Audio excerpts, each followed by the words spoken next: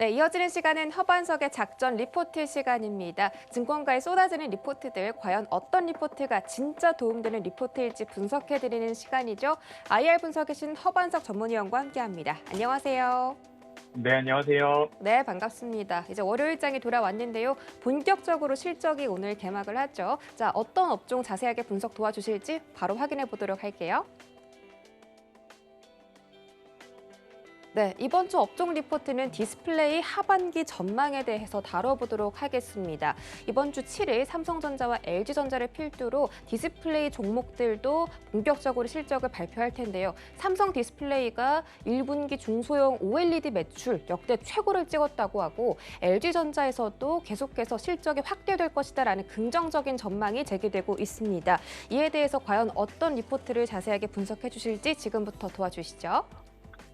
네, 이번 주는 하반기 업종 전망을 지속적으로 이어갈 예정이고요.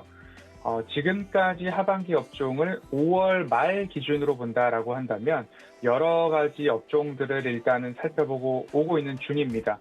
예를 들면 5월 24일부터 5G 통신 업종에 대한 이야기를 드렸고요. 한미 정상회담의 수혜가 예상되는 부분들이 있었죠. 그리고 6월 7일부터는 음식료 업종에 대한 이야기를 좀 말씀을 드려왔어요. 그리고 그 다음 주 14일 주간에는 전기 전자 업종, 21일 주간에는 유통 업종, 지난주에는 자동차 업종까지 좀 살펴보았습니다. 그리고 이번 주에는 디스플레이 업종을 좀 볼까 합니다. 산업과 시장이 성장하는 섹터에서 탑다운 방식으로 매출액과 영업이익이 증가하는 기업들로 산업에서 기업으로 들어가고 기업이 어느 정도 분별이 되신다 싶으면 그 기업 안에서 미래 성장 동력이나 모멘텀, 현 구간의 가격적 이슈들이 파악되는 기업이라면 한 번쯤은 조금 더 관심 있게 관심 종목에 넣어놓고 매수를 할까 생각해보는 그러한 필터링을 이 방법으로 조금 하시면 그래도 이 시장에서 여전히 우상향 추세 속 수익을 내실 수 있다라는 말씀 드리면서 시작을 하도록 하겠습니다. OLED 업종을 일부분 이제 정리를 해보면 디스플레이 업종 중에서도 OLED를 보고 있습니다. 그 이유는 20년도부터 아이폰 12죠. 전 시리즈, 전 모델에 OLED 패널을 탑재를 하면서 OLED 패널의 침투율 그리고 스마트폰 탑재율이 높아지고 있습니다. 20년도에 35% 수준이었는데요. 21년도부터 43%, 22년도 47%까지 매년 성장을 하고 있는 모습이기 때문에 OLED 패널이 시장에서 더 많이 사용이 된다면 관련된 기업들의 매출액과 영업이익도 증가할 수 있겠다라는 기본적인 생각으로 접근을 해보도록 하겠습니다. 그리고 또 한 가지는 플렉서블 OLED에 대한 문제인데요. 이 플렉서블 OLED 패널 가격이 하락한다면 하락하고 있고요. 그러면 이 플렉서블 OLED가 탑재되는 폴더블 폰 가격까지도 하락으로 연결될 수 있으면 폴더블 폰 시장이 이제 커지는데 거기에 가격 전략까지도 좋아질 수 있다. 그러면 서로 모든 시장, 폴더블 폰 시장도 그렇고 관련된 섹터도 그렇고요. OLED 섹터도 동시에 함께 성장할 수 있다는 이야기, 지난해 연말, 올해 집중해야 할 업종들 중에 하나, OLED, 폴더블폰, 스마트폰 이야기 드렸던 것 한번 되새겨보도록 하겠습니다. 그리고 또 하나는 스마트폰뿐만 아니라 OLED 노트북, 태블릿, 차량용 OLED 패널로의 여러 가지 어플리케이션으로 적용이 확대되고 있다라는 포인트입니다. 22년도 OLED 아이패드까지도 이제 출시가 예정되고 있는데요. IT 기기뿐만 아니라 자동차까지 OLED 패널의 침투율 가속화되고 있다라는 부분입니다. 이 키움증권 리포트에서는 탑픽 종목으로 덕산 네오룩스나 이녹스 첨단 소재, LG 디스플레이, 덕산 테코피아, PI 첨단 소재 등을 관심 종목과 탑픽 종목으로 꼽고 있습니다. 그럼 조금 더 OLED 쪽으로 집중을 해서 리포트를 살펴보면요. 디스플레이 그중에서도 OLED를 주목하고 있는데 OLED가 탑재되는 대표적인 기기죠. 스마트폰입니다.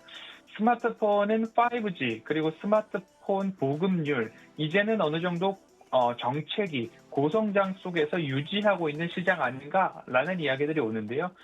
폴더블 폰만 본다 하더라도 이제는 바형의 스마트폰은 액정이 하나였는데 접게 된다면 안쪽에 화면이 2개 정도가 합친 화면이 나오고요. 그 다음에 전면부에도 후면부에도 화면으로 이제 대체하려는 모습들이 폴더블 폰 디자인들을 보거나 현재 사용 중인 폴더블 폰을 보면 결국엔 화면이 많아지고 있다. 그러면 폴더블 폰뿐만 아니라 스마트폰을 만들 때 액정, OLED 패널이 스마트폰 한 대당 더 많이 사용이 된다라고 이해를 해보시면 좋을 것 같고요.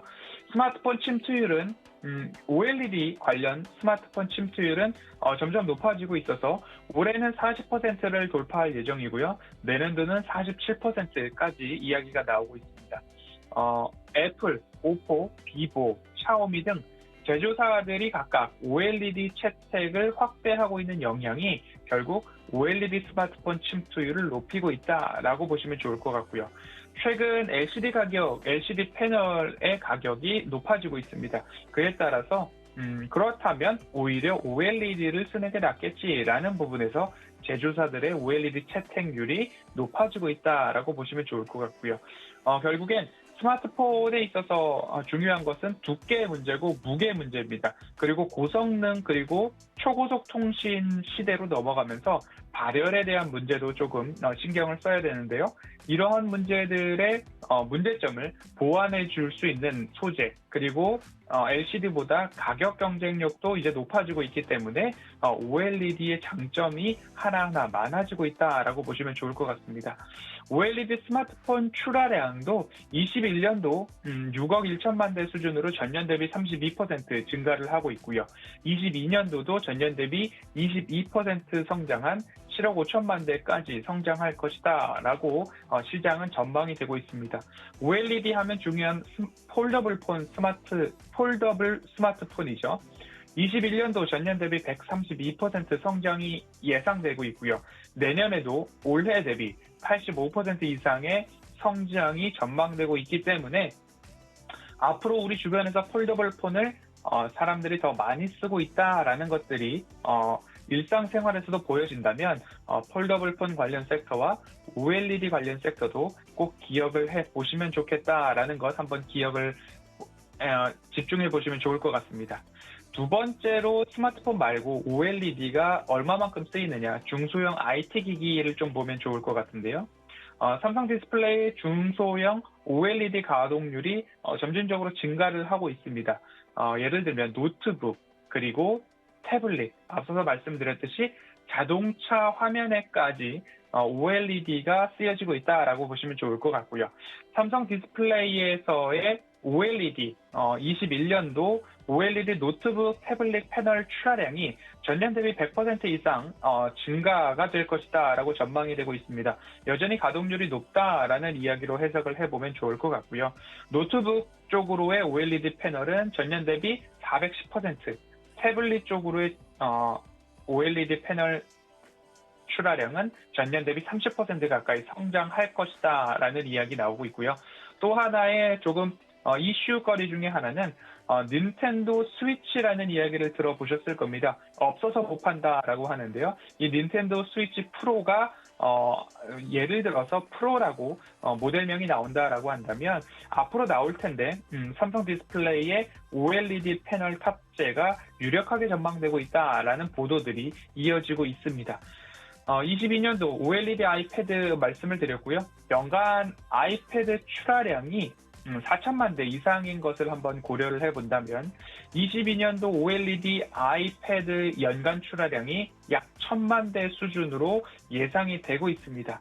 1,000만 대 뭐 많구나, 증가하는구나 이렇게 생각하고 그칠 아이패드가 아니고 아이패드를 한번 생각을 해본다면 1,000만 대의 아이패드에 OLED 패널 소재가 들어간다라고 가정을 했을 때 1,000만 대의 아이패드는 스마트폰으로 환산했을 때 약 3,000에서 4,000만 대의 스마트폰이 판매된 거다, 출하된 거다 라는 효과가 있다라고 합니다. 아이패드 화면이 크기 때문에 스마트폰에 비해서 패널이나 소재 부품 쪽으로 3배 정도, 많게는 4배까지도 소재가 사용된다라고 했을 때 아이패드에 OLED 패널이 탑재된다, 꽤나 중요한 소재거리 중 하나가 된다라고 이해를 해보시면 좋을 것 같습니다.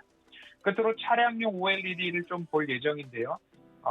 최근에 출시되고 있는 자동차들, 전기 자동차뿐만 아니라 내연기관 자동차들의 최근 모델들을 보면 계기판부터 센터 패시아 화면까지도 하나의 액정으로 연결되어 있는 모습들이 대세로 자리를 잡아가고 있는 모습입니다. 이 차량용 디스플레이에 OLED 패널이 조금 탑재가 되고 있는데 앞으로도 이 시장에서는 OLED가 주력으로 이끌어가지 않을까라는 전망이 강한 모습입니다. CSD가 앞서 말씀드렸던 센터 패시아 쪽으로 보시면 되는데요. 센터 스텝 디스플레이, 운전석과 조수석 사이에 있는 액정 화면이다라고 보시면 좋고요. 오디오나 내비게이션 이런 것들이 공조 장치까지도 그곳에 표시가 되고 있는 모습이죠. 그리고 ICD는 인스트루먼트 클러스터 디스플레이입니다. 결국 계기판이라고 보시면 됩니다. 운전자가 보고 있는 화면이라고 보시면 되는데 결국엔 이 부분들이 아래에서 보고 있는 화면처럼 사진처럼 점점 하나로 확대가 되어가고 있다라는 추세. 그러면 OLED 패널의 크기도 사용되는 소재 양도 많아진다라고 보시면 좋을 것 같고요. 그리고 RSE라고 하는 뒷좌석 탑승자를 위한 화면입니다. 그러면 운전석과 조수석, 보조석 뒷자리에 헤드레스트 뒷면으로 화면들이 설치되어 있는, 액정이 설치되어 있는 차량들 많이 보셨을 겁니다. 요즘 대형 SUV에도 그러한 부분들이 많이들 탑재가 되고 있는 모습들을 봤을 때 앞으로 이 차량용 OLED 시장은 연평균 54% 성장을 하고 있는 모습이라고 추정치와 20년도까지의 시장 규모가 집계가 되고 있는 모습입니다. 그러면 OLED는 스마트폰, 중소형 IT 기기, 그리고 차량까지도 OLED 패널들이 좀 쓰인다라고 봤을 때 LG 디스플레이가 올해 21년형 캐딜락 에스컬레이드나 신형 벤츠 S클래스에도 OLED 패널이 공급 중이다라는 이야기들이 시장에서 나오고 있습니다. 여전히 우상향 추세, 너무 고점에서 있는 주가 그리고 종목들을 따라가기보다는 그래도 앞으로 좋아질 종목들이지만 안전한 가격에서 그 종목들을 매수해보고자 노력을 하시면 좋을 것 같고요. 이번 주에도 함께 살펴보는 리포트 내용들과 분석들을 들으시고 고개가 끄덕여지신다면 관심 종목에 넣어보시고 가격적 전략은 어디가 좋을까를 한번 살펴보시면 좋을 것 같습니다. 여지껏 살펴보았던 하반기 업종들의 주가 상승 모멘텀들이 나쁘지 않았다라고 한번 복귀해보면요. 통신 업종에서는 RFHIC, RF 머트리얼즈, 그리고 메타버스 업종 말씀을 드렸죠. 네이버, 자이언트 스텝, LG 이노텍. 음식료 업종에서는 CJ 제일제당, 전기전자 업종에서는 LG전자와 BH 말씀을 드렸고요.